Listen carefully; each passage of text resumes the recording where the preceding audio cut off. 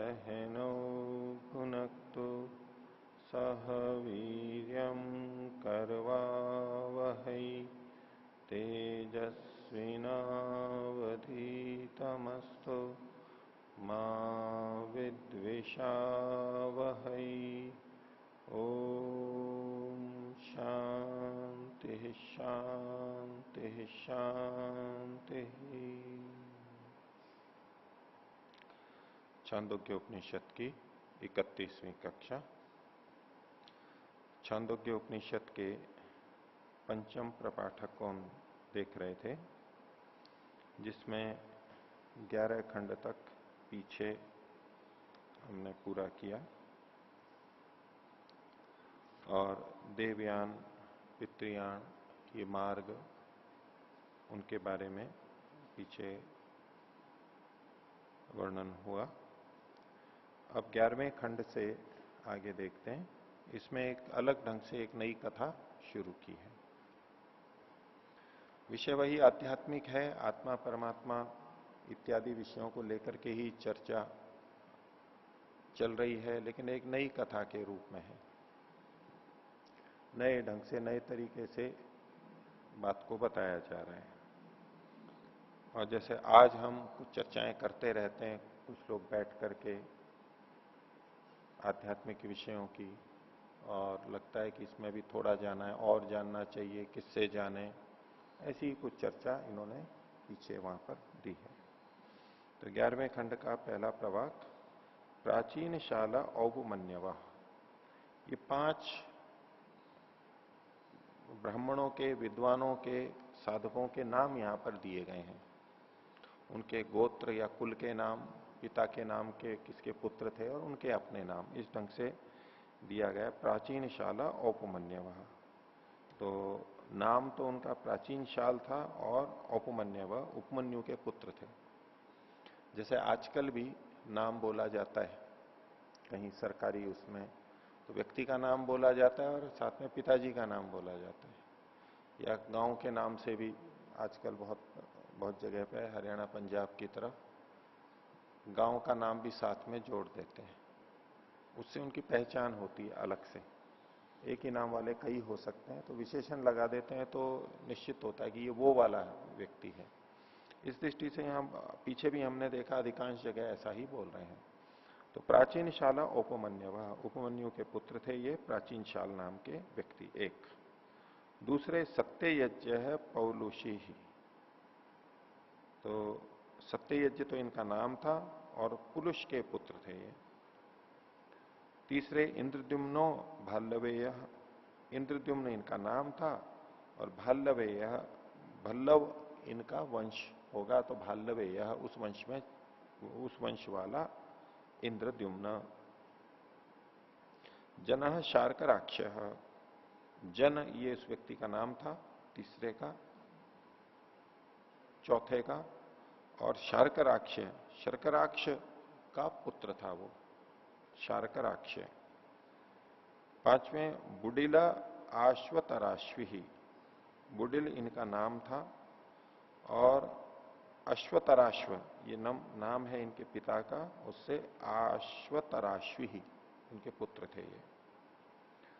तो ते हईते महाशाला महाश्रोत्रिया समेत्य मीमांसान चक्रु कोनु आत्मा किम ब्रह्मा इति। तो ये ते ही एते, ये सारे के सारे, ते ह एते ये सारे महाशाला, बड़े बड़े गुरुकुल वाले थे, बड़ी बड़ी पाठशालाओं वाले थे। इस शाला का मतलब पाठशाला अर्थ लेंगे। एक अर्थ ये भी हो सकता है कि बहुत बड़े बड़े घर वाले, बड़े बड़े घर जिनके थे, यानी संपन्न थे।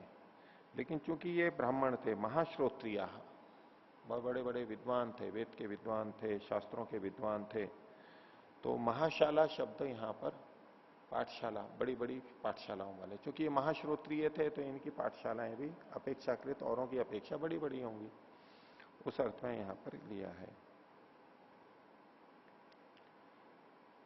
छात्रयात है शालायाम, एक सूत्र है अष्टाध्यायी में, उसका अर्थ में वहां भी महाशाला शब्द तो नहीं लिखा हुआ है, लेकिन शाल शब्द अंत में वहां बहुत सारे नाम लिखे हुए हैं और वहां पर प्रथमावृत्ति में टिप्पणी भी दी हुई है इस बात की कि छांदोग्य में जो ये उदाहरण दिया है उन्होंने, तो बोले कि यहां पर महाशाला का मतलब बड़ी पाठशालाएं, पदैक देश को हटा करके एक पदैक देश से भी उस पूरे पद का ग्रहण हो जाता है उस न्याय से। पाठशाला की जगह शाला, केवल देवदत्त की जगह जैसे केवल दत्त से बोल देते हैं उसका नाम, ऐसे पदेशु पदैक देशान, पाठशाला की जगह शाला लेकर के महाशाला, बड़ी बड़ी पाठशालाओं वाले महाश्रोत्रिया। सामान्य व्यक्ति नहीं थे, ये जानकार थे, बुद्धिमान थे। ये समेत्य मीमांसान चक्रु, इन्होंने मिलकर के मीमांसा की, चर्चा की, आपस में विचार किया इन्होंने। कोनु आत्मा किम ब्रह्मा इति, ये आत्मा क्या है, ब्रह्म क्या है। तो कई जने इसको दो ढंग से भी अर्थ करते हैं कि आत्मा यानी तो जीवात्मा और ब्रह्म यानी परमात्मा, ये क्या है क्या, इनका स्वरूप क्या है, लक्षण क्या है। और दूसरे ढंग से इसको देखते हैं तो ये एक ही चीज है। कौन आत्मा, ये आत्मा कौन सी है, ये जीवात्मा नहीं, वो परमात्मा के लिए ही कह रहे हैं। किम ब्रह्म इति, ब्रह्म का स्वरूप क्या है, लक्षण क्या है, कैसा है वो, कौन है, कैसा है, ये एक उनके मन में जिज्ञासा हुई। ब्रह्म का नाम सुनते रहते हैं, आत्मा यानी परमात्मा का नाम सुनते रहते हैं, आखिर ये है कैसा, अभी पकड़ में नहीं आ रहा है, और आपस में चर्चा करना चाह रहे हैं स्पष्टता से समझने के लिए कि ये है क्या, इसका स्वरूप क्या है। तो तेह संपादयान चक्रु, तो उन लोगों ने आपस में मनन किया, विचार विमर्श किया कि उद्दालको वही भगवंतो अयम आरुणी संप्रति इमम आत्मानम वैश्वानरम अध्येशी, कि ये जो उद्दालक आरुणी, अरुण का पुत्र उद्दालक, उद्दालक नाम के व्यक्ति थे, तो ये इस समय में इस वैश्वानर आत्मा का अध्ययन कर रहे हैं, अनुसंधान कर रहे हैं, इसमें लगे हुए हैं। ऐसी प्रसिद्धि उन्होंने सुन रखी थी, उद्दालक आरुणी इस काम में लगे हुए हैं। तो तम हंत अभ्यागच्छामा इति तम अभ्याचकमुह, तो उन्होंने प्रसन्नता, चलो हम उनके पास चलते हैं इससे पूछने के लिए, क्योंकि पांचों ने अध्ययन तो काफी कर ही रखा था, नाम भी सुन रखा था, स्पष्टता नहीं होगी।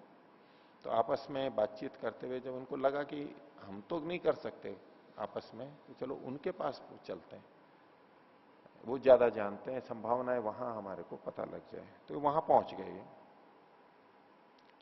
अगला प्रवाक, सह संपादयान चकार, तो उद्दालक जो आरुणी थे उन्होंने भी विचार किया कि जब उनको देखा इन्होंने, तो संभावना की भी बड़े बड़े लोग आज आए हैं तो जरूर कुछ मेरे से पूछेंगे, और मेरे से किस विषय में पूछेंगे, उसी विषय में पूछेंगे जिसके लिए मेरी इन दिनों प्रसिद्धि हो रही है कि ये इस विषय में अध्ययन कर रहे हैं। लगे होंगे कुछ महीनों से, कुछ सालों से, प्रसिद्धि हो गई, दशकों से लगे हों, तो थोड़ा यही होता है ना कि ये लोग आए हैं तो उसी के लिए आए होंगे, और किस काम से आए होंगे, ये इतने महाश्रोत्रीय हैं, पढ़ाते हैं, तो ये आए होंगे तो उसी के लिए आए होंगे। तो उसने ये विचार किया, तो उसके मन में आशंका हुई, बोले प्रक्षंती माम इमे महाशाला महाश्रोत्रिया, बड़ी पाठशालाओं वाले श्रोत्रिय ये बड़े बड़े, ये मेरे को इस विषय में पूछेंगे, तो तेभ्यो न सर्वम इव प्रतिपत्से, तो उनको मैं ये पूरी तरह से तो बता नहीं सकूंगा, उस पर अपने को पूरा विश्वास नहीं था, पूरा पहुंचे नहीं थे, बोले मैं इनको बता तो नहीं पाऊंगा, प्रसिद्धि तो हो गई है, अब प्रसिद्धि तो हो जाती है वैसे भी, तो लेकिन मन में खुद को संतोष नहीं था, तो मैं इनको बता नहीं पाऊंगा, ये मन में आशंका उनके आई। तो सोचा क्या करें, तो तेभ्यो न सर्वम इव प्रतिपत्से, तो इनको पूरी तरह से मैं प्रतिपादन कर सकता हूं, कैसे, हंत अहम अन्यम अभी अनुशासानी थी, मैं इनको दूसरे के बारे में बताऊंगा कि आप उनके पास चलो, मैं भी चलूंगा साथ में, और किसी का, कि तब इनको पूरा बता सकते हैं, मैं तो बता नहीं पाऊंगा इनको, तो दूसरे के पास में इनको किसी और के पास में चलते हैं, वहां भेज देता हूं, वहां ये कर लेंगे, ज्यादा कर लेंगे, चलो वहां आप पूरा जान सकेंगे। दूसरा है कि मैं भी इनको कुछ उल्टा सीधा गलत भी बता सकता हूं, मैंने जैसा समझा है, कम समझा है, तो अच्छा नहीं है कि कुछ गलत बात इन तक पहुंच जाए या तो अधूरी बात पहुंचे, तो अच्छा है कि इनको और बड़े को बता दें, भैया आप इस विषय के लिए तो वहां जाओ, ये बड़ी चीज है। तो देखिए ये आत्मा परमात्मा का विषय तो पहले भी गंभीर रहा ही है, इतना आसानी से ये समझ में आने वाला नहीं होता है। बचपन से हम सुनते हैं, लेकिन अंदर बैठ जाना है कि परमात्मा है और ऐसा है, ये लंबे समय बाद में होता है। नहीं तो संदेह बने ही रहते हैं। चिंतन मनन करने से, अनुमान करने से, शब्द से एक सीमा तक काफी हद तक सुलझते भी हैं, लेकिन फिर भी कुछ ना कुछ आशंका देर तक, दशकों तक बनी रहती। खूब पुराने पुराने साधकों को भी आप देखेंगे जो वेदों का भी अध्ययन करते हैं, दर्शन, उपनिषद, ये सब चीजें आत्मा परमात्मा के बारे में अच्छी तरह खूब चर्चाएं जिन्होंने की हैं, विचारते हैं, उपासना करते हैं, प्रवचन देते हैं, उसको ईश्वर को सिद्ध करते हैं, लेकिन मन में आशंकाएं बनी भी रहती हैं कुछ ना कुछ।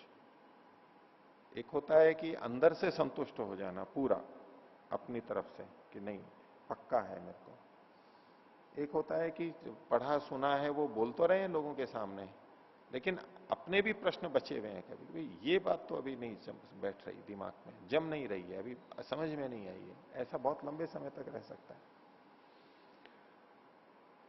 और कोई कोई इनमें इस तरह के उस समय भी ये बड़े बड़े लोग कर रहे, सामान्य की तो बात ही छोड़ दें, सामान्य व्यक्ति जिस तरह से जानते हैं परमात्मा को, उस तरह का तो ये भी जानते थे।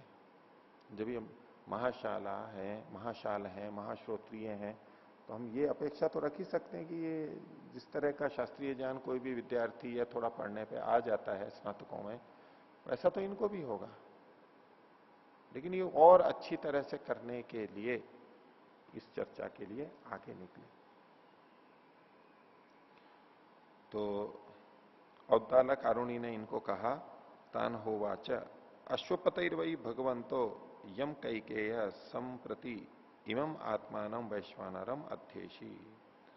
तो बोले आप सब आदर पूर्वक उनको कहा कि जो कैकेय हैं कि कैकेय हैं, उस देश के राजा जो हैं, कैकेय के राजा हैं अश्वपते, प्रसिद्ध है अश्वपति, उनके राजा, और बड़ी कथा भी सुनाई जाती है, प्रवचनों में भी बहुत इनका वचन उद्धृत किया जाता है अश्वपति का। बहुत बड़ी घोषणा सुनते हैं प्रवचनों में, वो यही प्रसंग में है। तो बोले वो इस समय में वैश्वानर आत्मा का अध्ययन कर रहे हैं, वो इसी में लगे हुए हैं। तो तम हंत अभ्यागच्छामि थी, तो हम सब उसके पास चलते हैं। तो तमह अभ्याचग्मु, उसके पास पहुंच भी गए, ये भी साथ में हो लिया। अब देखिए राजा थे, ये राजा थे, क्षत्रिय थे, और इसके अंदर लगे हुए। और ये पढ़ाने वाले थे, ब्राह्मण थे, शुरू के जो 5 थे, और ये छठे हैं, ये भी ब्राह्मण ही होने चाहिए, अध्ययन आदि में लगे हुए होंगे। तो ये अब राजा के पास पहुंचते हैं। तो ये विद्या किसके पास रहेगी, कौन इसमें अध्ययन करेगा, उसका वर्तमान के कार्य से बहुत अधिक संबंध नहीं है। अपेक्षा से हम कह सकते हैं कि जो शास्त्रों का अध्ययन करते हैं, उसी में लगे रहते हैं, उनके पास ये विषय अधिक स्पष्ट रहता है, शास्त्रीय दृष्टि से समझना करना। लेकिन उन्हीं के पास सब कुछ आ गया हो, दूसरे जो हैं उनके पास नहीं हो, ये नहीं। इन कार्यों को करते हुए भी, अभी राजा है तो भी, पीछे भी हमने देखा राजा के पास में विद्या थी, तो उन कार्यों को करते हुए भी, क्योंकि उस समय मनुष्य जीवन का लक्ष्य ही ईश्वर प्राप्ति, मुक्ति की प्राप्ति बना हुआ था, उसी तरह की परंपराएं चलती थी। तो क्षत्रिय भी या और कोई वैश्य हो तो वैश्य भी, जो भी पढ़े लिखे हैं गुरुकुलों से, तो ये सभी पढ़ के निकलते थे, और आत्मा परमात्मा मुक्ति ये सारा विषय तो इनको पता ही होता था। अब गुरुकुल से पढ़ने के बाद में अपने अपनी शक्ति सामर्थ्य के अनुसार वर्णों का चयन होता था, अपने कार्य करते थे, कोई राजा बना, कोई अध्यापक बन गया, उपदेशक बन गया। लेकिन एक साधना का जो भाव है वो तो फिर भी किसी में भी चल सकता है, पढ़ते पढ़ाते भी साधना कर सकता है, नहीं भी कर सकता है, और क्षत्रिय राजकार्य या अन्य कुछ कार्य करते हुए भी साधना कर सकता है, नहीं भी कर सकता है, दोनों ही बातें हैं, उसकी कोई नियम नहीं है ऐसा।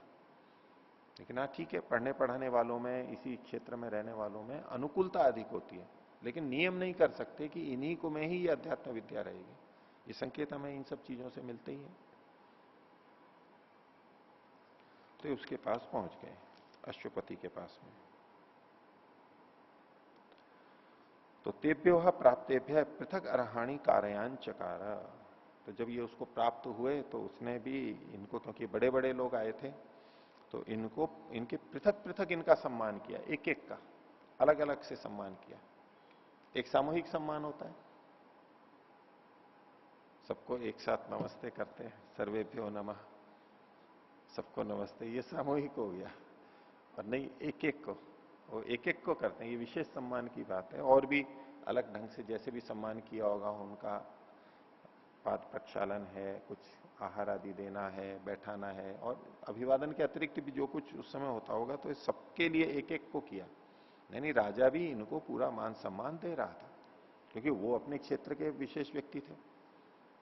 राजा भी अपनी जगह था, ये भी अपने क्षेत्र के थे, और उनको भी पता है कि भाई इस विषय में मैं भी खोज कर रहा हूं, मैंने कुछ पाया है, ये लोग भी लगे कुछ साल पहले, मैं भी ऐसा ही था।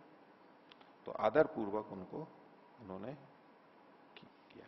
आगे, सह प्रातः संजिहान उवाच, और वो सुबह उठते हुए ही बोला, राजा जैसी जगह, उसने क्या वचन बोला, कितना उसको विश्वास था। जो प्रसिद्ध श्लोक आता है, बोला जाता है, न में स्तेनो जनपदे न कदरियो न मध्यपो, कि मेरे जनपद में, मेरे राज्य में, मेरे क्षेत्र में कोई चोर नहीं है। अशुपति की घोषणा है, मेरे राज्य में कोई चोर नहीं है। न कदरियो, कोई कंजूस नहीं है। न मद्यप, कोई शराब नहीं पीता है। न अनाहिताग्नि, जो आहिताग्नि नहीं है ऐसा भी कोई नहीं है, यानी सब आहिताग्नि है, अग्निधान कर रखा है जिन्होंने, प्रतिदिन यज्ञ करते हैं, दोनों समय यज्ञ करते हैं। आहिताग्नि जो विवाह के समय में अग्नि होती है, उसी को बचा के रखते हैं, संभाल के रखते हैं, और उसी को प्रज्वलित करते हैं प्रतिदिन। वापस अग्नि के रूप में ले आते हैं अंगारे को, फिर ढक के रखते हैं, फिर बचा के रखते हैं, फिर उसको करते हैं, उसी के अंदर चलते हैं। ये एक, इन कर्मकांड को करने वाले न अविद्वान, और अविद्वान भी कोई नहीं है, सब जानकार हैं, पढ़े लिखे हैं। आजकल भी साक्षरता के विषय में काफी चलता ही है कि सब साक्षर हो गए।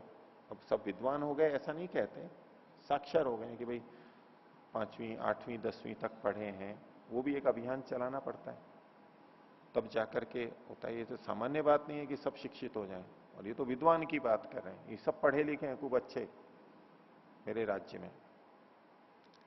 न अनाहिताग्नि न अविद्वान न स्वैरी स्वैरिणी कुतः, कोई व्यभिचारी पुरुष नहीं है, तो व्यभिचारिणी स्त्री कहां से आएगी। न स्वैरी स्वैरिणी कुतः, तो ये जो मुख्य दोष माने जाते हैं व्यक्ति के, तो यानी चोरी हो गया, नशा हो गया और व्यभिचार हो गया, तो ये मेरे राज्य में कोई नहीं है। बहुत बड़ी घोषणा है। ये उसकी व्यवस्था से है, उस तरह का व्यवस्था की होगी, ऐसा शासन किया होगा, ऐसी शिक्षा दी, ऐसी व्यवस्था की, तब जाकर के ऐसा होता है, नहीं तो नहीं होगा। आगे, यक्षमाणो वही भगवंतो अहम अस्मि, और मैं भविष्य में एक यज्ञ भी करने वाला हूं। अब ये उनको कुछ देने वाला है, देने वाले से पहले ये सारी घोषणा क्यों कर रहा है वो राजा, एक विचारनीय बात है। ये क्यों बता रहा है, अपना गर्व बता रहा है, अपनी प्रशंसा कर रहा है कि मेरे राज्य में ये नहीं है, वो नहीं है, ये नहीं है, मेरा राज्य इतना अच्छा है। ये केवल प्रशंसा के रूप में कह रहा है, ये क्या प्रयोजन है इसका यहां करने का। तो कह रहे थे, यक्षमाणो वही भगवंतो अहम अस्मि, मैं एक यज्ञ करने वाला हूं बड़ा। यावत एक एक अस्मयी ऋत्विजे धनम दास्यामी, उसमें जो मैं एक एक ऋत्विक को, एक एक ब्राह्मण को जो दक्षिणा दूंगा, धन दूंगा, तावत भगवंतो दास्यामी वसंतु भगवंत, उतना उतना आपको भी दूंगा, एक एक को, आप लोग रहिए यहां पर। अर्थात आपको मैं पर्याप्त मात्रा में, उस सम्मान धन की दृष्टि से, राजा था और अपना सम्मान धन के रूप में प्रकट कर सकता है, अच्छी तरह रहने की व्यवस्था भी होगी, सब कुछ होगा, और साथ में धन भी दिया जाएगा। तो ये धन देने से पहले ये चीज बोल रहा है कि मेरे राज्य में ऐसा कोई नहीं है, मेरा धन ऐसा अच्छा है, मैं ऐसा अपने कर्तव्य का पालन कर रहा हूं। मैं समाज में इतना धन लगा रहा हूं। एक राजा होता है जो बहुत सारा धन लेकर के अपने पास रख लेता है, समाज के लिए नहीं लगाता है। तो ऐसे में ये ब्राह्मण लोग सोच सकते हैं कि हम इससे क्यों लें, इसने जितना कर लिया है जनता में तो दिया नहीं है, जनता में तो खर्च किया नहीं है, अब पैसा बहुत इकट्ठा कर लिया है, अब हमारे को दे रहा है ये, तो ये सोच सकते हैं। तो वो इस बात को कह रहा है कि मैंने ये सारे कार्य किए हैं, जनहित के कार्य सारे किए हैं। शिक्षा का कार्य एक बड़ा मुख्य है, उसमें मैंने अध्यापक लगा रखे होंगे, गुरुकुल चला रखे होंगे, व्यवस्थाएं की होंगी और सब कुछ अच्छा किया होगा, सुरक्षा व्यवस्था अच्छी होगी, न्याय व्यवस्था अच्छी होगी। तो ये जो मूलभूत बातें हैं ये उन्होंने की है, यानी उसमें इसने खर्चा किया है, धन लगाया है। बिना धन के ये सब चीजें नहीं हो सकती हैं। प्रयत्न है, धन है, तो ये मैंने सब किया है। अब जो मेरे पास ये धन बचा हुआ है ये जनता का पैसा जनता में न लगाने से नहीं बचा हुआ है, जनता में लगाने के बाद भी जो बचा हुआ है वो धन है मेरा। ये अपने धन क्योंकि देना चाह रहा है, धन देना चाह रहा है, तो उसके पीछे की पृष्ठभूमि उसके संदर्भ में देखी जाएगी। ब्राह्मणों के सामने घोषणा कर रहा है, तो मैं ये आप सबको दूंगा, आप रुकिए यहां पर। तो अभी तक इन्होंने कुछ कहा नहीं था, ये तो बस पहुंचे थे वहां पर, इन्होंने प्रश्न थोड़ा ना रखा था अभी तक, ये तो पहुंचे थे वहां। उनको देखते ही उन्होंने, चूंकि ये बड़े बड़े विद्वान आए हैं तो मेरा कर्तव्य है, मैं गृहस्थी हूं, राजा हूं, इनका सम्मान करना चाहिए ब्राह्मणों का, मैं आप सबके लिए, आप रुकिए मेरे यहां पर। हो सकता है राजा ने सोचा मैं कुछ चर्चा करूंगा इनसे, और कुछ इन विद्वानों के बीच में चर्चा होगी, आज मेरे घर पे, मेरे महल में ही ये सब आज गए हैं। पूरा आदर सम्मान दिखाते हुए ये सारी बात हुई। आगे तो ये जो बाकी थे, यानी ये 6 जने थे, ये बोले ते होचुर ये न हैवार्थे न पुरुषश्चरेत तम हैव वदेत आत्मानम एव इमं वैश्वानरम संप्रति अध्येशी तमेव नो ब्रूहि। तो कहा कि ये न ही एव अर्थे न पुरुषश्चरेत, जिस प्रयोजन से पुरुष गति करता है, यानी आता है किसी के पास में, कुछ प्रयोजन लेकर के ही आता है, तो जिस प्रयोजन से आया है वो प्रयोजन पूरा होना चाहिए। कई बार ऐसे ही कहीं जाते हैं, चर्चा करते हैं, मिलने गए कि चलो वहां जाके कुछ चर्चा करेंगे आध्यात्मिक, कुछ और प्रश्न उत्तर शंका समाधान करेंगे। अब जहां पहुंचे और वो समय हो थोड़ा, और वो खाने पीने व्यवस्था करने में लग जाए कि भाई चलो आपको, तो जो गए हैं वो कहते हैं कि जी ये सब रहने दीजिए, हम तो आपसे बात करने के लिए आए हैं, इसके लिए समय दीजिए, अब हम तो इसकी कामना लेके आए हैं, कुछ चर्चा करना चाहते हैं आपसे, ये सब नहीं, ये इसके लिए नहीं आए हैं हम यहाँ पर। तो उसी तरह से इन्होंने कहा कि जिस प्रयोजन से पुरुष चलता है, गति करता है, यानी उद्देश्य से जाता है, तम है वदेत, उसी को कहना चाहिए, उसको कहना चाहिए कि सामने वाला जिस अर्थ को लेकर के आया, प्रयोजन को लेकर आया, अर्थार्थी है, क्या है, धनार्थी है, विद्यार्थी है, जिज्ञासु है, वो प्रयोजन पूरा होना चाहिए। और कई बार वैसे भी मिलने जाते हैं, करते हैं, तो गए हैं किसी कार्य से और वो अगला व्यक्ति कुछ चर्चा चला देता है, दूसरी है, वो शिष्टाचार वश कुछ बोल नहीं पाते, चलती रहती है, समय जाता जाता है, उसको लगता ही नहीं कि मैं कब कहूं, अंत में फिर थोड़ा जाने का समय हो गया तो छोटी मोटी जल्दी से करके वो हो नहीं पाती है। तो ये एक शिष्टाचार का विषय बन जाता है कि हम थोड़ी सी एक प्रारंभिक औपचारिक शिष्टाचार की बात, स्वास्थ्य लाभ, कुशलता, कुशलक्षेम पूछने के बाद में मूल बात को पहले कर लें। और हमारे पास कोई आया है तो हम भी उसको पहले पूछ लें भी कैसे आना हुआ। आजकल बोलते भी हैं, बता दिए कैसे आना हुआ, कैसे दर्शन दिए, विनम्रता से बोलते हैं, बताइए क्या सेवा आपकी कर सकता हूं।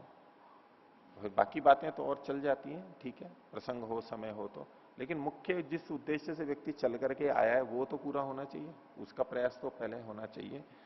तो कहा कि हम तो जिस प्रयोजन से आए हैं उस वैश्वानर आत्मा के बारे में आप बताइए। यहां जो ये चर्चा चल रही है, आत्मा के साथ में विशेषण लगाया वैश्वानर, और इस विशेषण से पता लगता है कि ये परमात्मा से संबंधित चर्चा है। वैश्वानर आत्मा, पीछे जो इन्होंने कहा था कोनु आत्मा किम ब्रह्म इति, आत्मा क्या है, ब्रह्म क्या है? तो ब्रह्म शब्द से तो हमें पता लग ही जाता है कि ये परमात्मा की बात है। लेकिन आत्मा शब्द का अर्थ दोनों हो सकता है, जीवात्मा भी और परमात्मा भी। तो आगे के जो वर्णन आ रहे हैं वो कैसे हैं? वो वैश्वानर आत्मा के हैं, जो पूरे विश्व को लेकर के जाता है, चल के जाता है, जो पूरे विश्व का हित करता है, ऐसा वो वैश्वानर है। सारे लोग, सारे मनुष्य जिसकी उपासना करते हैं, जिसकी ओर बढ़ रहे हैं, उसको भी वैश्वानर बोलते हैं। तो वैश्वानर शब्द परमात्मा के लिए आता है इस विशेषण से, जीवात्मा के लिए नहीं आता है, परमात्मा के लिए मुख्य आता है। तो यहां आत्मा मतलब वो परमात्मा, वो ब्रह्म, उसी की चर्चा है। तो बोले उस वैश्वानर आत्मा की खोज करें, वैश्वानर आत्मा।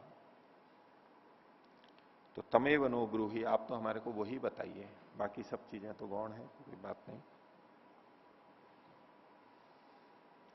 तो राजा ने, अश्वपति ने फिर उनको कहा, तान होवाच प्रातर वह प्रतिवक्तास्मि, मैं आपको सुबह बताऊंगा, आराम से रहिए, यात्रा करके आए हैं, थोड़ा व्यवस्थित आप भी हो लेंगे और मैं भी सुबह के शांत प्रातः काल के समय में मैं आपको बताऊंगा। विषय गंभीर है, उसको उसी स्थिति में लेकर के बताया जाता है, उसी स्थिति में कोई सुने। अब आजकल भी जैसे यात्राएं होती हैं, और यात्राएं भले ही कितनी भी सुविधाजनक हो गई हैं, लेकिन फिर भी यात्रा का एक परिवर्तन तो होता ही है हमारी दिनचर्या से भिन्न। तो हमारे शरीर की, मन की, बुद्धि की वो सामान्य स्थिति नहीं रहती, जितनी हम किसी एक स्थान पर रहें तब होती है। तो आजकल कई बार भागदौड़ बहुत होती है, समय नहीं होता है। किसी गोष्ठी में, सम्मेलन में भाग लेने जा रहे हैं, तो रात को यात्रा करके पहुंचे, सुबह या दिन में गोष्ठी में भाग लिया और रात को फिर यात्रा करके पहुंच गए वापस। तो उसे नींद पूरी नहीं होती है वैसे तो यात्रा में, कितने भी अच्छा हो, रेल में भी हो और भी हो, पूरी नहीं होती है। तो नींद पूरी नहीं होती है तो मन मस्तिष्क उतने सजग नहीं होते हैं, जागरूक नहीं होते, ग्रहणशील नहीं होते। पर ठीक है, वो अधिक योग्य होते हैं इसलिए कुछ अच्छा हो जाता है फिर भी, लेकिन फिर अपेक्षा से तो कमी रहती है। उस दृष्टि से अच्छा, सबसे अच्छा ये रहता है कि एक दिन पहले पहुंच करके रात्रि को पूरा विश्राम हो जाए, थोड़ा सहज हो जाए, सामान्य हो जाए, उस जगह की परिस्थिति के अनुकूल हो जाए, सब तरफ से निश्चिंत रहें, और अब चर्चा के लिए बैठते। तो इन्होंने उस समय नहीं बताया, इनको कहा कि ठीक है आप रुकिए, आराम कीजिए, आपसे कल बात करेंगे, धैर्यपूर्वक। उनको भी जल्दी नहीं थी, तो वो कहे कि जी हमारी शाम को एक गाड़ी है, तो वापस जाते हैं, अभी इतना सा समय है हमारे पास। तो भागते भागते तो पकड़ी नहीं जाती ये चीजें, तो वो आराम से बैठ गए। बोले ठीक है, तो मैं प्रातःकाल आपको बताऊंगा। तो उनकी दृष्टि से भी और इसके राजा की अपनी दृष्टि से भी, सुबह उठ करके, सो करके, सारे कार्यों से निवृत्त होके, ध्यान उपासना करके फिर इसकी चर्चा करेंगे बैठ के। सुबह जब बताने का कहा तो ये समित पाणय पूर्वाह्ने प्रतिचक्र मेरे, वो सुबह पूर्वाह्न में समित पाणी होकर के समिधा को लेकर के और उनके पास पहुंचे। ये उस समय में प्रतीक था श्रद्धा पूर्वक जाने का। जैसे आजकल हम कुछ पुष्पमाला लेकर के जाएं, फल कंद कुछ लेकर के जाएं खाने के लिए, सूखे मेवे, कुछ चीजें आदर से लेकर के जाते हैं श्रद्धा से। तो उस समय में एक प्रतीक था, 3 समिधाएं लेकर के जाते थे, समिधाओं को हाथ में रख करके जाते थे कि हम आपके जानना चाहते हैं, विशेष उद्देश्य से आए हैं, इस तरह से ये एक शिष्टाचार था उस समय का। तो ये समित पाणी होकर के वहां पर पहुंचे, जबकि ये बड़े बड़े विद्वान थे। और चित्र में भी देखिए इन्होंने जो बता रखा है, तो राजा की उम्र कम है, इनकी उम्र अधिक लग रही है। गुरुकुल के हैं, दाढ़ी मूछ है, बड़े बाल हैं, धोती आदि पहन रखी है, जो भी है। लेकिन चूंकि उन्हें सीखना था, जिस विषय को हम सीखना चाहते हैं, अब उस विषय के लिए तो उन सामने वाले के सामने विनम्र होना ही होता है। कुछ भी जानते हो, कुछ भी जानते, ये तो आध्यात्म विद्या को जानने गए थे, आत्मा परमात्मा की बात, लेकिन कुछ भी जानते हो, ये दोनों ही दृष्टि से देखा जाता है। विद्या की महत्ता की दृष्टि से भी ठीक है, हमने अपने अपने क्षेत्र में किसी ने कुछ कर रखा है, चाहे आधुनिक कर रखा है, चाहे ये प्राचीन शास्त्रों को पढ़ रखा है। अब हम प्राचीन वाले किसी नवीन किसी के पास जाते हैं सीखने, तो वहां भी वही नम्रता तो होनी ही चाहिए कि हम उसको सीखना चाहते हैं। और आधुनिक वाले जब प्राचीन वालों से सीखने आते हैं तो वो भी विनम्रता, दोनों ही तरह से समस्या दोनों जगह आती है। कई बार जो व्यवहार को समझते हैं वो तो ठीक ढंग से कर ही लेते हैं, लेकिन कई बार ये समस्या प्राचीन वालों में अधिक होती है, क्योंकि वो खूब कूट कूट के भरा हुआ रहता है कि ये प्राचीन शास्त्रों को हमने पढ़ा है, हम अधिक श्रेष्ठ हैं। और ये तो भौतिक विद्या को जानते हैं, सांसारिक विद्या को जानते हैं, हम तो आत्मा परमात्मा की और ये सब विद्या जानते हैं, शास्त्रों को पढ़ा है, वेदों को पढ़ा है।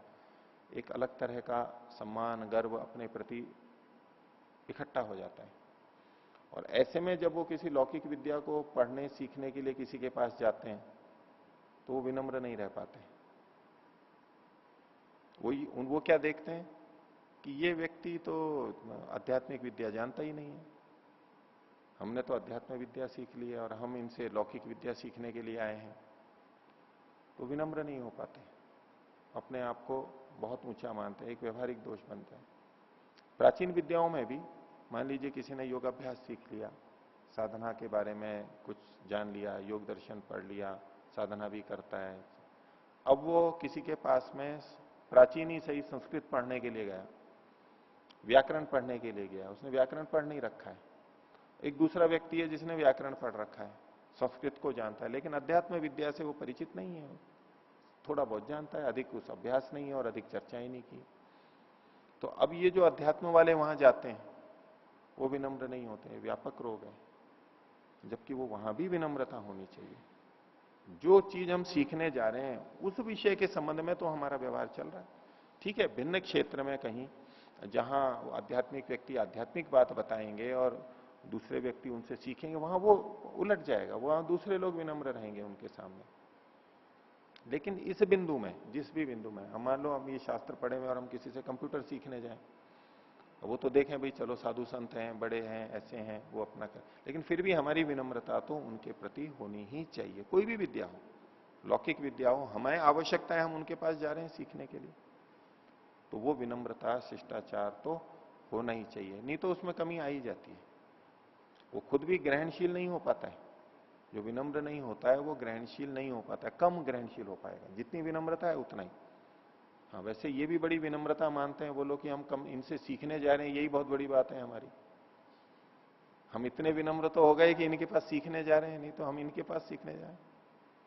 और कई बार जिनसे सीखने जाते हैं वो मान लो कोई पान खाता हो, कोई बीड़ी पीता हो, और कोई और भी मान लो शराब भी पीता हो, वैसे अपने घर पे कैसा भी जीवन हो, झूठ भी बोलता हो, तो वो अपनी विनम्रता इसी में ही पूरी समझ लेते हैं कई बार कि हम इनके पास सीखने आए, यही हमारी विनम्रता है, नहीं तो हम क्या सीखने आए यहाँ पर। नहीं भी जाते हैं कई जने इसीलिए सीखने के लिए, वो हर किसी से पढ़ नहीं सकते, हर किसी से सीख नहीं सकते, वो उन्हें यूं ही लगता है, वो बीच में आ जाती है दीवार, नहीं इससे तो हम नहीं सीख सकते, इससे तो हम नहीं पढ़ सकते, बाधा आ जाएगी वहां पर। सीखना है, पढ़ना है, उतने क्षेत्र में हमारा व्यवहार हो।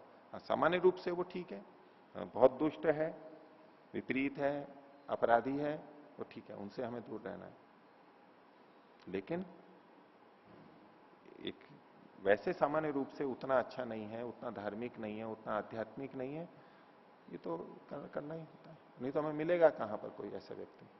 और मिल जाए तो अच्छी बात है, अगर मिल जाता है तो कोई बात नहीं, धार्मिक भी हो और विद्वान भी हो, लेकिन वो विनम्रता तो रहती है। तो ये इतने बड़े बड़े थे, ये अपनी पूरी विनम्रता के साथ समित पाणी होकर के वहां पहुंचे अगले दिन।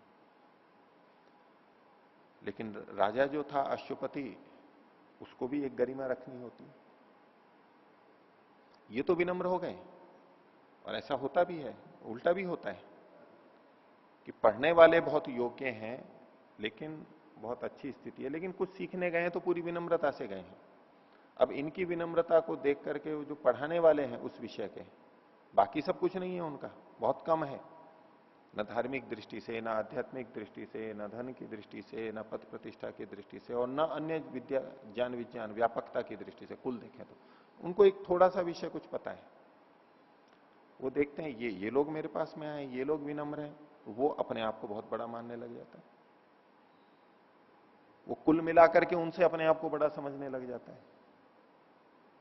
इतने अंश में समझे कि हाँ मैं इनको पढ़ा रहा हूं, वहां तक ठीक है, उतना एक सामान्य शिष्टाचार। लेकिन वो दूसरा व्यक्ति बड़ा आया है तो उसको, अध्यापक को भी मान देना होता है उसके अनुसार।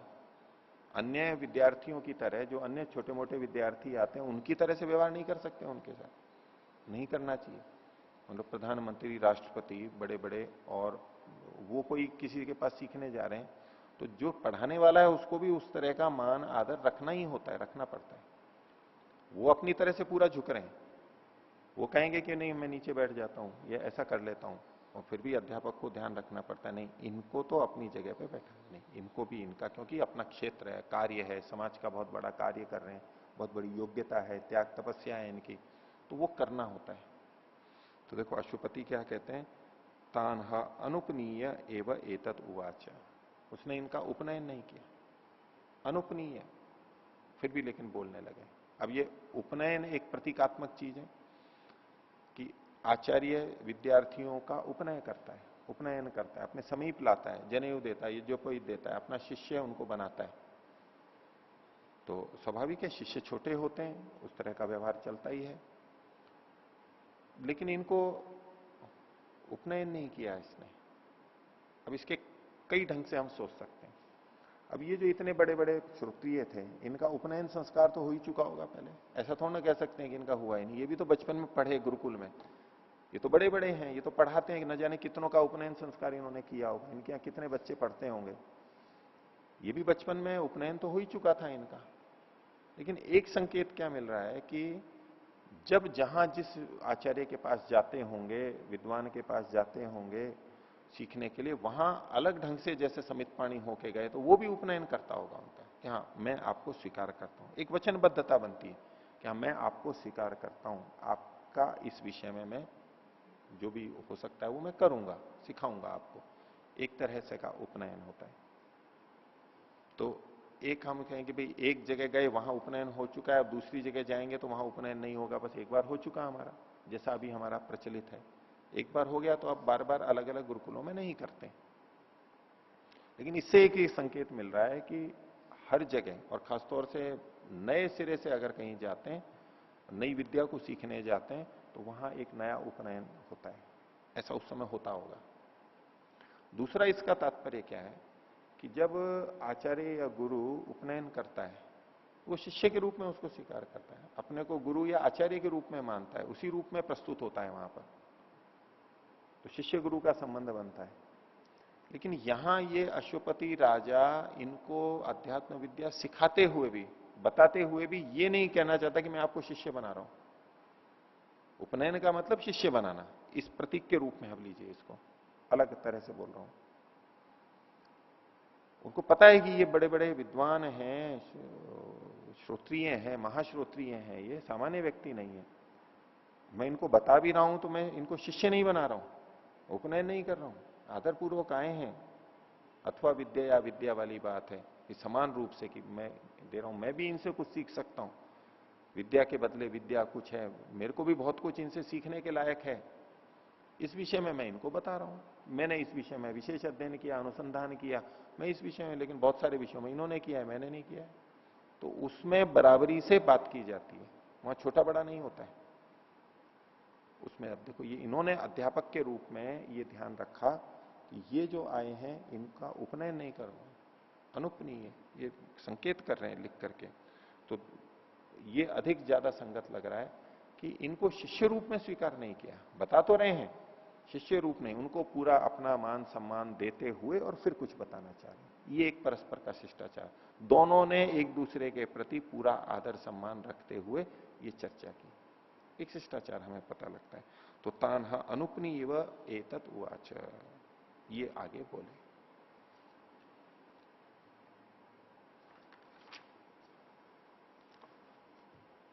अब बोलने से पहले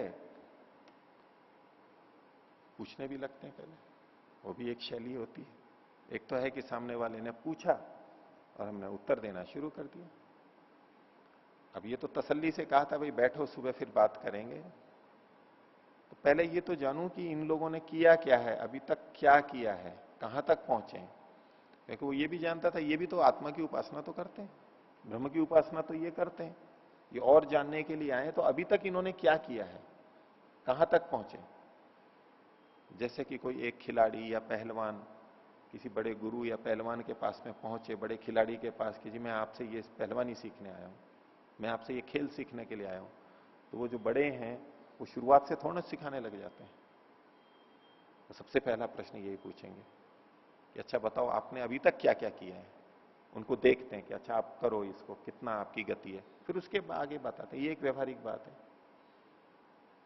हाँ, छोटे बच्चे आते हैं वहां तो हम शुरू से कर लेते हैं कि भाई ठीक है ये तो दिख रहा है कि कुछ भी नहीं है, तो वो बिल्कुल प्रारंभ से करते हैं। लेकिन बड़ा व्यक्ति कोई आया है, फिर भी सीखने आया है बड़े, तो वो पहले उसकी स्थिति को जांचते हैं। इस तरह से इन्होंने प्रश्न किया। कई बार आपको सम्मेलनों में भी एक दृश्य देखने को मिल जाएगा कि कई बार बहुत बड़े बड़े व्यक्तियों को बुलाते हैं सम्मेलन में, उस क्षेत्र के अच्छे पहुंचे हुए व्यक्ति, लेकिन अभी वृद्ध हो गए हैं, 75, 80, 85, 90 वर्ष के हो गए हैं, खूब उस विषय में पढ़ाया है, प्रोफेसर रहे हैं, पीएचडी करवाई है, गहराई से जानते हैं। अब उनको बुलाते हैं कि भाई आप आइए कुछ। अब वो सम्मेलन किनका चल रहा है, बड़े बड़े लोगों का, वहां भी सब और दूसरे अध्यापक, प्राध्यापक, प्रोफेसर ये लोग बैठे हैं, इस क्षेत्र के काम करने वाले। वो कई बार वो बड़े बड़े पहुंचते हैं, वो बिल्कुल शुरुआत से शुरू कर देते हैं, बिल्कुल जैसे क ख ग से शुरू करते हैं ऐसे शुरू कर देते हैं, जबकि होते बड़े बड़े हैं। अब ये नहीं समझ में आता कि वो क्यों ऐसा बोल देते हैं। या तो उनको आगे का कुछ है नहीं अभी, इसलिए चलो कुछ भी बोल देते हैं, या दूसरे इतनी प्रशंसा करते हैं कि आप तो बहुत हैं जी, हम तो कुछ भी नहीं जानते हैं, और आइए आप और कुछ बताइए हमारे को, हम क्या जानते हैं। अब इस भाषा का प्रयोग सुन के कोई सोचे कि हाँ ये तो वास्तव में कुछ भी नहीं जानते हैं। तो शिष्टाचार की भाषा है, विनम्रता की भाषा है। तो कई सम्मेलनों में मैंने देखा ऐसे बड़े बड़े आते हैं और बता करके वो जाते हैं, बिल्कुल प्रारंभ की बातें, जबकि दूसरे जो जो सुनने वाले हैं वो और बड़ी बड़ी बातें कर रहे थे, गंभीर बातें, चर्चाएं, वो आके वो शुरुआत की बातें शुरू कर देंगे। चाहे अध्यात्म का क्षेत्र हो, दर्शन का क्षेत्र हो, और दूसरे जिनको ये स्थिति पता नहीं कि सामने बैठे कौन है, उस स्तर पे हम बात करें। लेकिन अशुपति को तो पता था, उन्होंने कहा पहले प्रश्न पूछता हूं इनसे, इनकी क्या स्थिति है। तो एक एक करके प्रश्न पूछा, क्योंकि ये उपनिषद है और एक एक करके होता है, और एक एक करके ही सबकी स्थिति पता लगे, तब फिर मैं कुछ आगे बोलूंगा। तो सबसे पहले उपमन्यु को बोले, औपमन्य व उपमन्यु के पुत्र को औपमन्य, जो प्राचीन शाल थे, कि कम त्वा आत्मान उपास्य थी, तुम किस आत्मा की उपासना करते हो, तुम आत्मा के बारे में जानने आए हो, तुम किस आत्मा की उपासना करते हो। उसको ये तो पक्का था कि ये आत्मा की उपासना तो करते हैं, लेकिन किस स्तर पर पहुंचे, तुम किस आत्मा की उपासना करते हो। उसने कहा कि दिवम एव भगवो राजन इति होवाचा, हे भगवान राजन, आदर पूर्वक कहा कि मैं तो दिव की, द्युलोक को ही आत्मा के रूप में, परमात्मा के रूप में स्वीकार करता हूं। पीछे भी जो अलग अलग रूपों में परमात्मा को देखने की बात आई, कुछ उसी तरह की बात है। द्युलोक को ही मैं, जैसे द्युलोक है, अब केवल द्युलोक को ही ब्रह्म मानता हो ऐसा नहीं समझना चाहिए यहां पर। ये सारी प्रतीकात्मक भाषा है, नहीं तो कई जने इसका ये अर्थ लेते हैं कि ये महाश्रोत्रीय, पढ़ाने वाले, उपमन्यु, औपमन्यवा, ये द्युलोक को, द्युलोक का मतलब है तीसरा लोक, पृथ्वीलोक, अंतरिक्ष लोक, द्युलोक, जिसमें सूर्य आदि हैं, वो स्थान, उस स्थान को ही परमात्मा मानता है। आगे और भी चीजें आएंगी, कोई सूर्य को मानता है, कोई किसी को मानता है, कोई वायु को मानता है।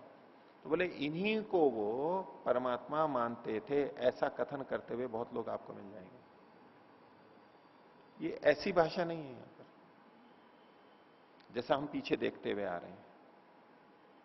सूर्य को भगवान मान रहा है, ब्रह्म मान रहा है, परमात्मा मान रहा है, उसका यह मतलब नहीं है कि इसी सूर्य को भगवान मान रहा है। इस सूर्य को लेकर के परमात्मा तक पहुंचाएगा, ये एक शैली है। सीधे सीधे इसको नहीं मान रहा है, सूर्य को भगवान नहीं मान रहा है, जैसे हम पीछे समझते हैं, ऐसा ही यहां भी समझना चाहिए। उसी ब्रह्म को ही मान रहा है, लेकिन ब्रह्म तक कैसे पहुंच रहा है, द्युलोक को, देख करके। द्युलोक जैसे विस्तृत है, जैसे प्रकाशमान है, ऐसे परमात्मा भी विस्तृत है, प्रकाशमान है। द्युलोक ऊपर है, परमात्मा भी वहां पर है, उसकी अनंतता, उसको बनाने वाला, उसकी व्यवस्था करने वाला, इस रूप में वो वहां तक पहुंचा है। ये संकेत ज्यादा समझ में आता है, क्योंकि जिस तरह के ये व्यक्ति हैं, जिस तरह की गंभीर चर्चा करना चाहते हैं, उसको हम इतने हल्के से नहीं ले सकते इन शब्दों को देख करके। तो अपमन्यव कम तुम आत्मान उपास्य तो कहा दिवम एवं भगवो राजन इति, मैं दिव को ही मानता हूं। जब उत्तर दिया, अब इसके प्रत्युत्तर में फिर अशुपति उनको बोल रहे हैं, बोले एश वै सुतेजा आत्मा वैश्वानरो, बोले ये जिसकी तुम उपासना कर रहे हैं वो सुतेजा वैश्वानर आत्मा है। वैश्वानर आत्मा तो है, लेकिन सुतेजा नाम का है। अलग अलग नाम और अलग अलग उसके लाभ फलश्रुतियां यहां पर आएंगी अलग अलग ढंग से।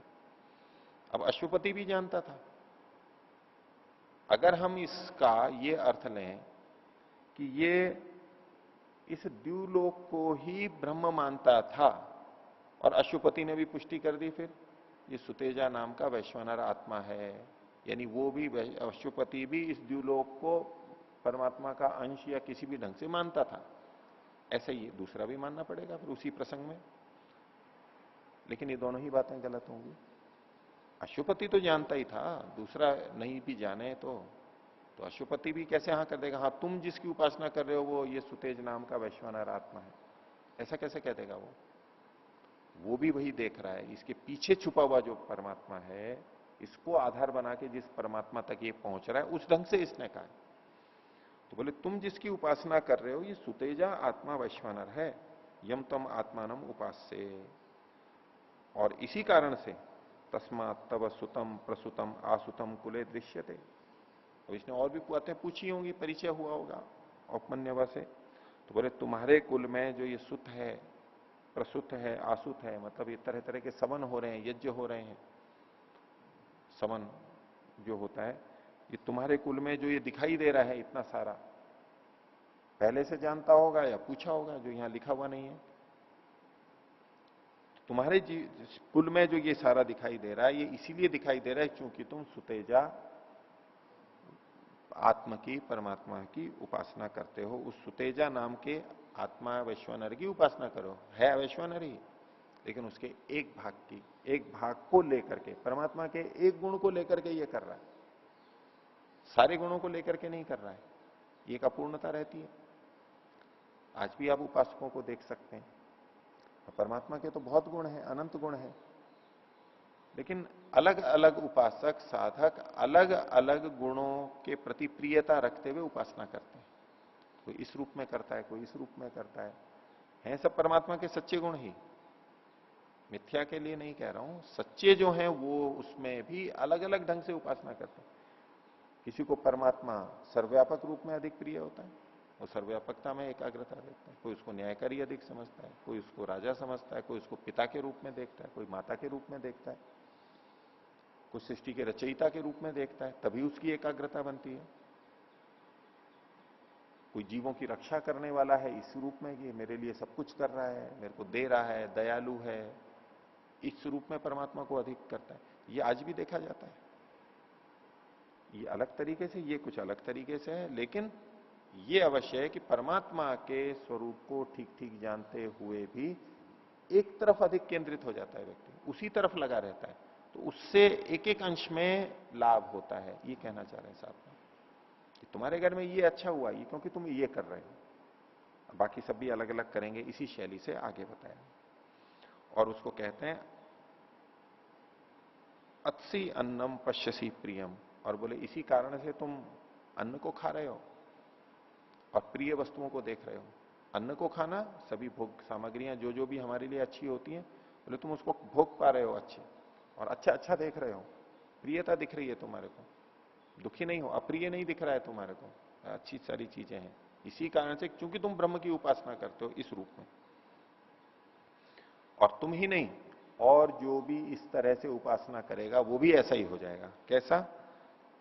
तो अति अन्नम पश्यति प्रियम, अन्य कोई वो भी अन्न को खाता है और प्रिय को देखता है, भवती यस्य ब्रह्म वर्चसम कुले, उसके कुल में ब्रह्म तेज आ जाता है। इति य एतम एवं आत्मानम वैश्वानरम उपासते, जो इस वैश्वानर आत्मा को इस रूप में उपासना करता है। तो साथ में ये भी संकेत हो गया कि ये औपमन्य ये ना समझे, प्राचीनशाल ये ना समझे कि मैं ही ऐसा कर रहा हूं और मेरे को ही हो रहा है, और अन्य भी कोई ये ना समझे कि उसको ऐसा हुआ था। तो सामान्य रूप से बात कही कि जो भी इस ढंग से उपासना करेगा उसको ये चीजें आएंगी, ये चीजें प्राप्त होंगी। किसी को भी है, कोई भी करेगा सबको होगी ये। आगे कहा मूर्धातु ऐसा आत्मना इति होवाच, बोले तुम जिस दिव की उपासना करते हो ये तो उस ब्रह्म की मूर्धा है, सिर है मात्र। केवल सिर की उपासना कर रहे हो तुम, उसके एक भाग की उपासना कर रहे हो। अब ये शरीर में घटा करके बताएंगे सब जगह का। तो शरीर का मतलब वो सीधे सीधे नहीं है कि ये द्व्युलोक परमात्मा का सिर ही है, वो शरीर की कल्पना करें और परमात्मा को साकार मानने लगे। ये परमात्मा को साकार बता रहे हैं, देखो ये सूर्य है, ये नेत्र है, ये द्व्युलोक है, वो उसका सिर है, इत्यादि जो वर्णन आगे आएंगे। तो बोले ये तो इसके शरीर की साकार परमात्मा का ब्रह्म का वर्णन कर रहे हैं। ये केवल प्रतीकात्मक है, जैसे शरीर में मूर्धा है ऐसे ये द्व्युलोक है। ऊपर की तरफ हम संकेत कर है, नीचे भी, लेकिन हम अपने व्यवहार की दृष्टि से तो ऊपर ही करते हैं, हमारे अपने लिए तो ऊपर ही कहा जाता है। तो मूर्धा तू ऐसा आत्मना इति हुआ चाहिए, तो आत्मा की उस ब्रह्म वैश्वानर परमात्मा की आत्मा की केवल मूर्धा है। और आगे कहते हैं सावधान करते हुए मूर्धा ते व्यपतिष्यत यन्माम न आगमिष्य इति, अगर तुम मेरे पास नहीं आए होते तो तुम्हारी मूर्धा गिर जाती। अभी निंदा हुआ है एक तरह की, तुम आए हो अच्छा किया, अगर तुम नहीं आते और वहीं संतुष्ट रह जाते, उसी दिव्यलोक में द्व्युलोक को ही ब्रह्म की तरह उपासना करते रहते, और तुमको जितना मिला है उतना तो मिला है, अच्छा है, वो तो लाभ है, तुमको भी मिला है औरों को भी मिलेगा, सबको मिलता है जो भी ऐसा करता है। लेकिन इससे तुम्हारी मूर्धा गिर जाती, तुम्हारा अपयश हो जाता। यहीं तक अगर अटक जाते तो अच्छा हुआ तुम आ गए, हेतु हेतु मत भाव, ऐसा हो जाता तो ऐसा होता, पर अब नहीं होगा क्योंकि तुम आ गए हो मेरे पास में। तो साधना उपासना में एक एक क्षेत्र में जाते हुए भी जो हमें प्राप्त हो जाता है, उस उपलब्धि को देख करके वहीं कोई अटक जाएगा और तो बस वो पूरा नहीं जा पा सकता। दूसरे भागों में भी जाना ही होता है, दूसरी चीजों को भी अपने को अच्छा करना होता है। तो ये एक का हुआ। अब बिल्कुल इसी शैली से औरों को भी पूछते जाएंगे, थोड़ा थोड़ा सा अंतर होगा, उसको हम तेजी से समझ लेते हैं। तो अतः होवाच सत्य जम पौलुषिम, तो पुलुष के पुत्र जो सत्य यज्ञ थे उनको बोले, और संबोधन क्या किया, प्राचीन योग्य, हे प्राचीन योग्य, हे प्राचीनों में भी योग्य है, जो पुराने पुराने हैं बड़े बड़े, उनमें भी जो तुम योग्य हो। जैसे कहीं के स्नातक होते हैं तो कहते हैं ये पुराने स्नातक हैं, ये नए हैं, इस विद्यालय से महाविद्यालय से निकले, ये तो बहुत पुराने स्नातक हैं यहाँ के। तो एक विशेषता कथन होती है ना, पुराने हैं, और नए वाले अरे ये तो बाद का है, नया है, उसको ऐसे ही कर रहे हैं। लेकिन एक सामान्य रूप से प्राचीन वाले को योग्य माना जाता है, इस दृष्टि से पुराना है। तो कहा है प्राचीन योग, योग्यों में भी जो तुम प्राचीनों में जो तुम योग्य हो। तो कम तुम आत्मानो उपास्य थी, आप किस आत्मा की उपासना करते हैं। वो बोला आदित्यम एवं भगवो राजन नीति हो आज, मैं आदित्य की उपासना करता हूं। अब द्व्युलोक का जो देवता है वो सूर्य है, और बोले आदित्य की मैं उपासना करता हूं आत्मा के रूप में। अब यहां भी वही सारी बातें घटा लेना जो पीछे और आगे तक भी। ये सूर्य को आत्मा नहीं कह रहा है, ब्रह्म नहीं कह रहा है, वैश्वानर नहीं कह रहा है। हाँ, सूर्य के माध्यम से वो परमात्मा तक पहुंचा है उस रूप में कि सूर्य को बनाने वाला, चलाने वाला, सूर्य पे ही केंद्रित होकर के वो परमात्मा की तरफ गया है इस रूप में। ये आदित्य सूर्य, आदित्य है, ये सूर्य है, यही भगवान है, जैसे ये उसी की कृति है, इस रूप में यहां पर सब जगह लेना। तो उसको अश्वपति ने कहा ऐसे वही विश्व रूप आत्मा वैश्वानर है, ये विश्व रूप आत्मा है। पीछे जो कहा था वो सुतेज आत्मा था, ये कहा विश्व रूप आत्मा है। यम तुम आत्मा नम उपास्य, जिस आत्मा की तुम उपासना करे हो तो विश्व रूप है। और तस्मात तब बहु विश्व रूपम कुले दृश्यते, इसलिए तुम्हारे कुल के अंदर परिवार में विविध तरह की बहुत सारी चीजें दिखाई दे रही हैं, विश्व रूप है। तो ये भी चीज है विचित्र, ये भी चीज है, वो भी चीज है, पता नहीं क्या क्या चीजें आपके घर परिवार में संपन्नता आई हुई है, फलश्रुति है ये। और उसको कहा प्रवृत्तो अश्वतरी रथो, तो अश्वतरी रथ, अश्वतरी खच्चरी का जो रथ होता है उसमें विशेष माना जाता होगा, जो विशेष जगहों के ऊपर भी जा सकता होगा। तो प्रवृत्त बिल्कुल तैयार खड़ा हुआ है। जैसे विशेष लोग होते हैं ना, उनकी गाड़ियां जो होती हैं वो तैयार खड़ी हुई रहती हैं। ऐसी नहीं कि वो जाना है तो फिर निकलेंगे, साफ करेंगे, फिर चलाएंगे। वो बिल्कुल तैयार रहती है, रेडी रहती है। जैसे युद्ध होता है तो वायुयान और हेलीकॉप्टर और ये हर समय तैयार रहते हैं, कोई कभी भी जाना पड़ तो उनके लिए खड़े ही रहते हैं, भले ही दिन भर खड़े रहें। राष्ट्रपति और प्रधानमंत्री और इनके जो भी हैं हर समय तैयार रहते हैं। तो ये एक श्रेष्ठता का, देखो आपके लिए हर समय तैयार खड़ा है। प्रवृत्तो अश्वतरी रथो दासी निष्को, तो सेविकाएं हैं तुम्हारे पास में, निष्क है, धन है तुम्हारे पास में। अस्ति अन्नम, निष्को अति अन्नम, अत्सी अन्नम पश्यसी प्रियम, ये बाकी वैसा का वैसा ही है कि तुम अन्न खाते हो, भोग भोग भी पा रहे हो, तुम्हारे पास है और तुम भोग भी पा रहे हो, तुम्हारी सामर्थ्य है अभी भी, और प्रिय देखते हो, अच्छी अच्छी चीजें तुम्हारे हैं। नहीं तो घर परिवार में होता है कुछ चीजें बोले ये ठीक नहीं है, ये ठीक नहीं है, मकान ठीक नहीं है, बिस्तर ठीक नहीं है, भोजन ठीक नहीं है, पानी व्यवस्था ठीक नहीं है, बेटे ठीक नहीं है, बेटी ठीक नहीं है, ऐसे ऐसे अप्रियता दिखाई देती है ना घरों में, बहुत कुछ अच्छा होते हुए भी। और एक ऐसा परिवार हो, घर हो, जैसे हर चीज अच्छी दिखाई दे, बिस्तर भी बहुत अच्छा है, पात्र भी बहुत अच्छे हैं, शौचालय स्नानागार भी बहुत अच्छे हैं, पशु भी अच्छे हैं, नौकर भी अच्छे हैं, ये जो प्रियता देखता है वो श्रेष्ठता को बता रहा है, संपन्नता को बता रहा है।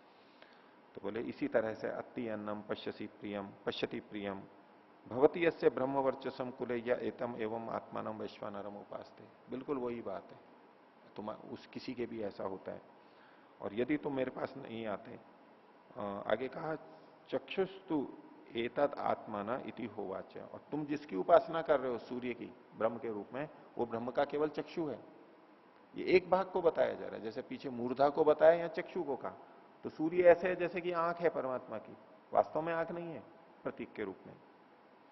अंधो अभविष्यो यन मामना आगमिष्य, तुम मेरे पास नहीं आते ना, वहीं अटक के रह जाते तो तुम अंधे हो जाते। ये भी निंदा है, निंदा कथन है कि तुम्हारा ऐसा हो जाता है, ऐसा हो जाता। तो ये 13वां खंड समाप्त हुआ। इन दो का आज इतना ही रखते हैं, आगे भी औरों के लिए भी इसी तरह की लगभग बातें हैं। प्रणव था।